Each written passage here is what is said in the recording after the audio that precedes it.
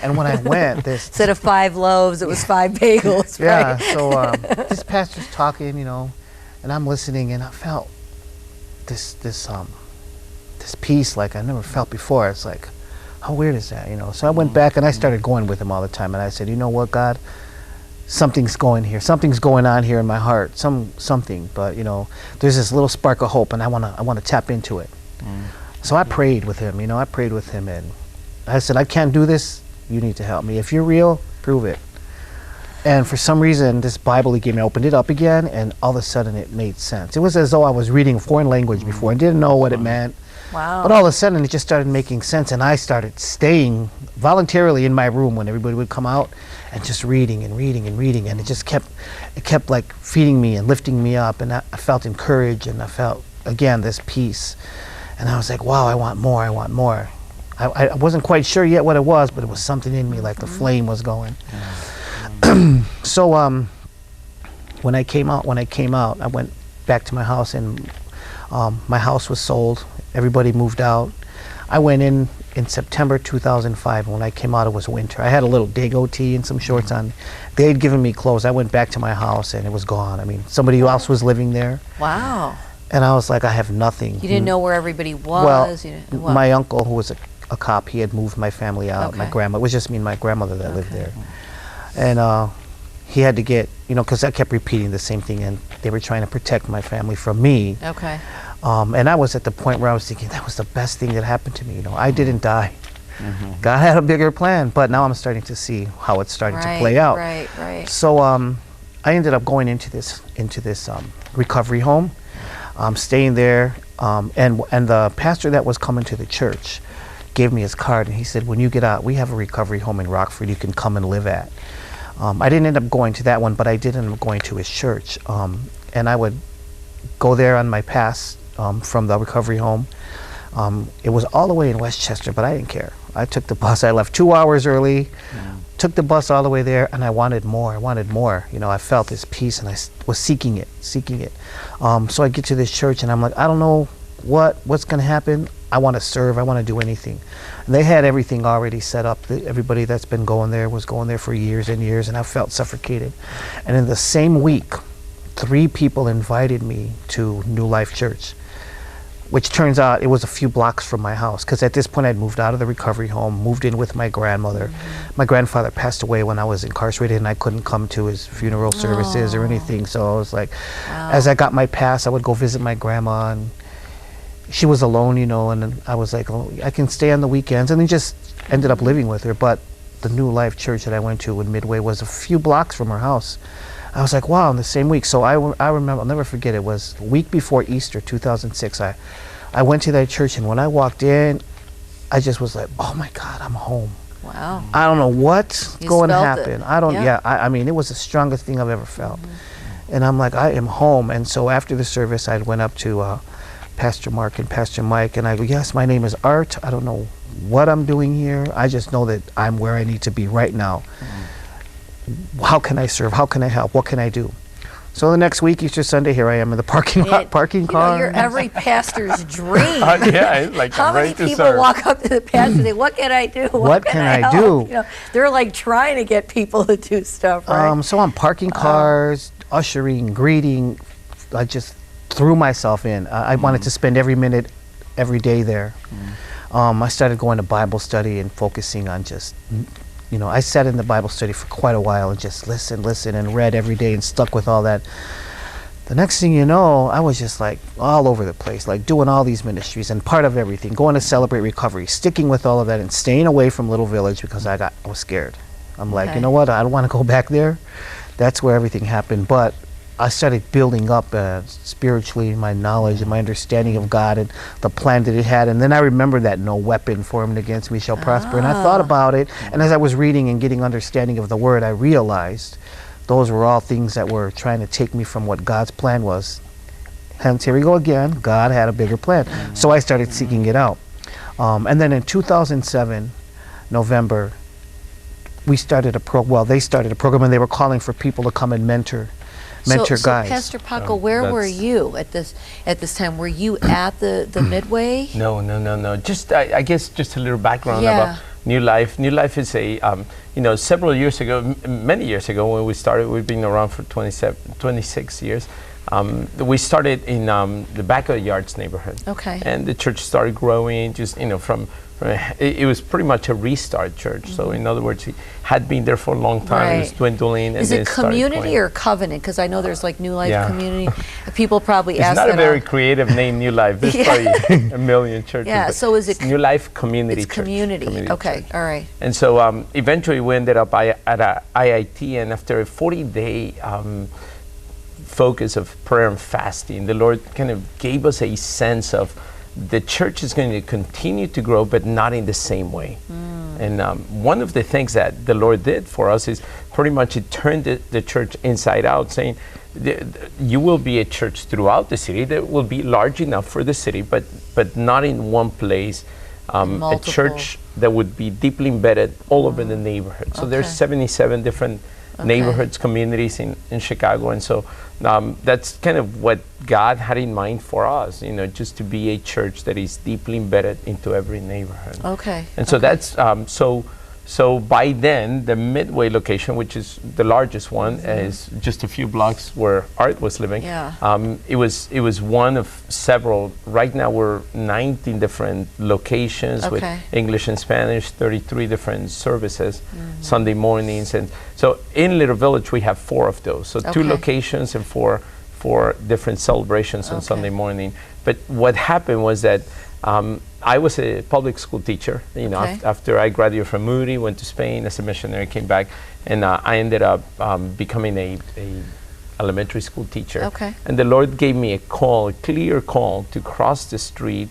Our church building is right across the street from the school, and He said, at some point you're going to be crossing the street and connecting both the church and the school. And pretty much I felt like the bigger calling was the community. In other words, know what the real issues of the community are. Right. And one of the real big wake-up calls for us as a church, as I became a pastor, was that most of our ministries were within the building. And, so in other words, kind of held by the borders of the building. But our community is huge, and there's a lot of different needs. And one of the things that happened was that a community organization in our neighborhood was doing, actually there's 2 gangs in our neighborhood. There's 3, but there's 2 main gangs in our neighborhood. There's a lot of division, a lot of hatred, a lot of fighting, a lot of shootings back and forth, killings, murders. And this community organization had made they had prepared an event that they called Healing the Hood. Which they actually took 4 blocks, 2 blocks this way, 2 blocks this way, and they actually made a cross. But there were not much church involvement. Certainly our church was not even involved in any way or invited or anything. We just didn't know about it. The community was invited, but not specifically as a church. And the leadership of our congregation there in Little Village is 2 blocks away from Healing the Hood, this big event to try to heal the neighborhood. And we kind of realized, this is a bad thing. Is the church should be at the middle of healing a hood, but the church is not even part of it in any way. So we actually went to the organizers and we asked them forgiveness on behalf of the church, on behalf of our church, and the church all over the neighborhood, Christians all over the place. Would you forgive us, because we should be doing what you guys are doing. We should be leading what you're doing. And they, of course, forgave us, and they actually ended up saying, we asked them, hey, well, what can we do? And they said, well, open up your building. Pretty much, the invitation of the world was, would you love the community? And so one of the things that the Lord brought upon us was this guy that, at that time their agency was closing down, and he was doing a lot of work with gang-related youth, gang-involved youth. And he came over and he said, hey, how about if your church does this? Would you guys mentor young guys that are caught in just gun cases or so, court mandated? Would you guys do that? And so of course, we had thought we want to serve the community, but we didn't really know. I mean, we don't want to get way down deep. Yeah, that's a little too radical, right? Man. So it was interesting because then one of our other pastors, another pastor that works with me there in Little Village, he actually made a call to all of the other New Life churches saying, hey, will you come and join us? Will you come and join us? Help us mentor gang-involved youth. And that's where Art ended up coming back. And I think you should tell a little bit of the call that got pretty much that big, strong pull, because you had avoided Little Village for a while, for a long time. Yeah. So I stayed away, and because you grew up in Little Village. Yeah, I was like, oh man, I know what will happen if I go back there. They all know you. Well, not only that, I know them. Yeah. So they did this call at the churches, and when one of the guys in my Bible study said, hey, Little Village, they're doing a call for mentor. You should go as a mentor. And I thought, oh my God, no, I'm from Little Village. And I'll never forget the week before that happened. Him and I went. So the church that they have is 3 blocks down from where I lived, grew up. I mean, I know that neighborhood. We went in front of my house. Somebody else was living there already. And I said, let's pray. Let's come in agreement that I can come back here, but not in my own strength and not the same person I was. So we prayed out in front of my house for like a half an hour that day, and I came to the program and I said, hey, I want to volunteer. You know, I'm from Little Village. I know this neighborhood. I know these kids. I know what they're going through. I've been through it all already. And how old were you at that time? Oh, this was 2007. Okay, so like 5-6 years ago. Yeah. So we did this trial program with juvenile probation, and there was 10 of us who stepped up to, it was a 10-week trial. We were going to do this program for 10 weeks. They already had something kind of operating, but like you said, it was ending, and we decided to step in. So it was a 10-week trial, 10 mentors. We had to go through all this interview, and I was kind of nervous because of my background, you know, my record and all that stuff, all my arrests, but God had a bigger plan. I'm going to follow it. I still don't know what's going to happen, but I went and just started relating with these kids, mentoring. So where did these kids come from? Were they referred, or how did, So the guy who initiated this whole program was a probation officer with the juvenile probation. Okay. His caseload was mainly in Little Village, East and West Side. So we decided to start it on one side of Little Village, and we did. We took 10 kids, and we started mentoring them, and it really turned out great, the program. So the juvenile system was open to engaging the faith-based community and doing this work. Yeah. So they recognized the potential value that the church could bring to this problem. Pretty much, the church is not a program that is saying, well, would you give us money? It's just, we love kids. Can we love them in Jesus' name? And Yeah, we just volunteered our time. We volunteered and just said, let's do this, let's do this. And what would you do with these kids?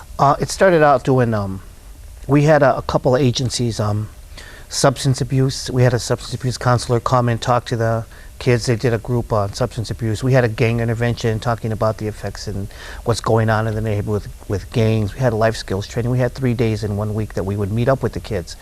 And they would come regularly? Well, they were mandated. Oh, they were mandated. They were mandated to I forgot that part.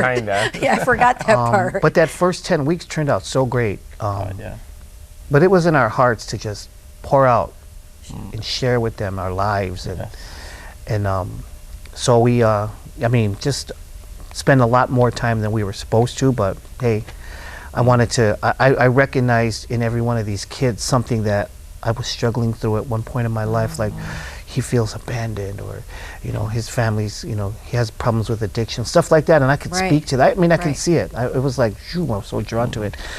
I remember telling them all the time, and I always said this to the kids, just remember this, what comes from the heart goes to the heart. And it was back and forth, you know. So we just started building relationships, and it worked out really good, so we kept on doing this program. They say, hey, let's do it again. So we kept getting more and more and more. That was in November 2007, and we're still going strong. I mean,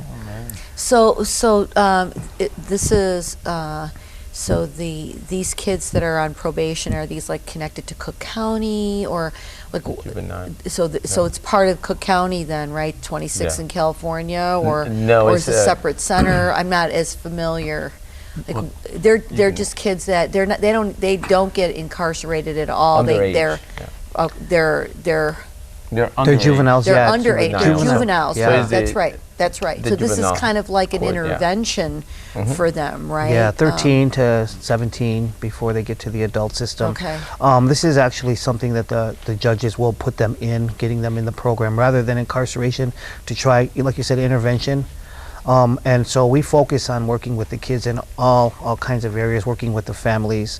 Well, the thing is, so I started going to court with the kids. I mean, I knew the court system. So how many kids are there in a program at a time?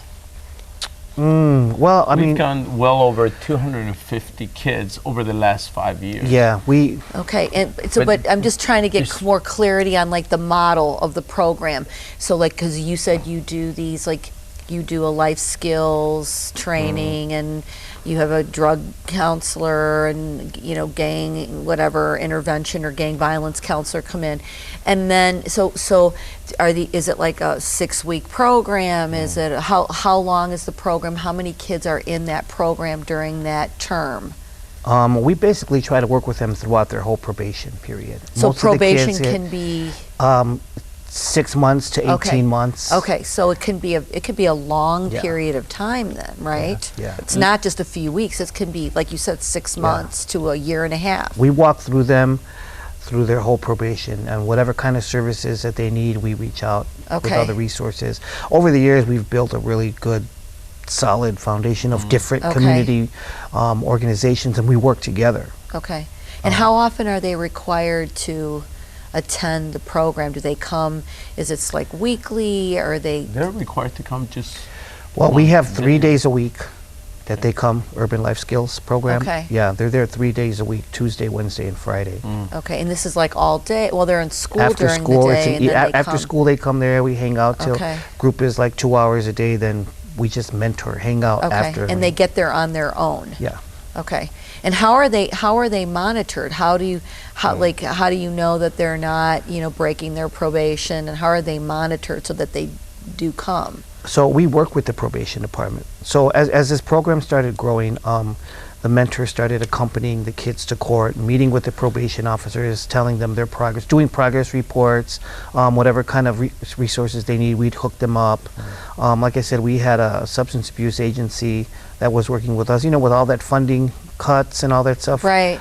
I was sitting in with those kids in the thing, and so I started attending school myself for substance abuse. Okay. I'm about to graduate next week, actually. Oh, that's And get my awesome. CADC and be a certified substance abuse That's counselor. great. So I started taking over the groups since all the other agencies were cut That's because of the awesome. funding. So Yeah. are you doing this by yourself, or Pastor, are you involved in this too? And- Well, as the whole church. So let me give you a little background.